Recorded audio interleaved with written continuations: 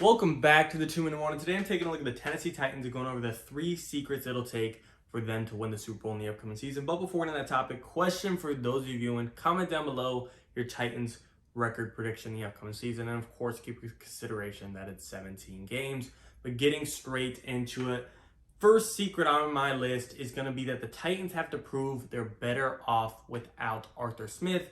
If you're a Titans fan, you truly believe Arthur Smith was holding you back. If you're literally any other NFL fan, you're probably looking at the Titans and seeing, just from a blank point of view, not watching Titans football game in and game out, thinking they lost their offensive coordinator. That doesn't sound good. They're going to go down. But if you're Titans fans, you're bullish, you're hopeful, you're positive, and think he was holding you back. He was holding back the offense. Now that Tannehill, Julio, A.J. Brown, Derrick Henry are all unleashed, they're going to hit that next level. However, whoever fans is right, whoever front office or coaching staff is right, the Titans or everyone else in the NFL, Titans versus the field, Titans got to prove themselves right that they were right about letting Arthur Smith go. And not that they really had to say, I think he wanted to be a head coach anyways, but you guys know what I mean. They have to prove that they're better off without him.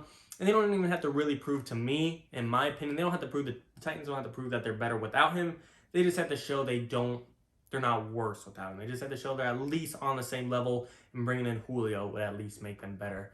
But we got to see who's right and who's wrong. That is a big secret to the Titans. They got to show that the new offensive coordinator is going to be just fine and might make them even better. Number 2 on the list is going to be Titans don't need a top 5 defense, don't need a top 10 defense. It doesn't need a great defense. It needs an above average. It needs an average to above average defense. As long as they're not bottom 10, bottom 15, if they are literally the top 16 defense in the league, I think this team can head towards the Super Bowl. And I know, I guess I should have made it clear at the beginning of the video, but I could have done the 3 secrets to the Titans winning the division and 3 secrets to the Titans making the playoffs. But I think everyone knows the Titans are one of the top powerhouses in the AFC. Between the Browns, Ravens, Bills, Chiefs, and Titans in no order, I think they're all close to being on the same level. Therefore, I'm making a Super Bowl video. But the defense is one of those things that could hold them back from not getting into the Super Bowl, not getting the ticket to the big game and bringing home the big trophy. Again, it doesn't have to be top 5. It doesn't got to be the Rams or Bucks or Steelers or Bears, Vikings, whoever the defense you think is top tier. It doesn't got to be like that. It's just got to be in the middle of the pack. You know, hopefully bringing in Bud Dupree can help out Big Jeff. Hopefully Janoris Jenkins, an older veteran, can help help develop new rookie Caleb Farley. Kevin Byard, I'd say he's the leader of the secondary right now. He's just got the most experience. He's the closest to his prime compared to Caleb Farley, Janoris Jenkins. There's a couple risks on this team. You know, I like them swinging big on Caleb Farley, a guy that was at one point prospected to be the number 1 cornerback in his draft. However, he had a couple surgeries, he's got a couple injuries, and he all of a sudden fell to the 3rd or 4th best corner of his draft. However, talent is talent, and the Titans are taking the risk on whether or not his talent could carry him through his injuries. I think if he could pan out, this Titans defense will pan out a lot. I don't want to say it's depending on the rookie because he's just one guy on the 11-man starting defense, but still a lot of risk is within the risk, or around the rookie at least, I guess you could say. But I still think the supporting cast, Kevin Byard, Janoris Jenkins, Big Jeff, brought in Bud Dupree, they're going to get some extra sacks, they're going to get some extra help in the secondary. I like this defense. I don't like it to be phenomenal, but I do think it's capable of being average to above average, and that's all they need. The final secret I would say for the Titans to win is Julio still needs to be top 5. A lot of people still think he is, but a lot of other people still think he fell out of the top 10. It's a fair argument both ways. He's 32 going on 33.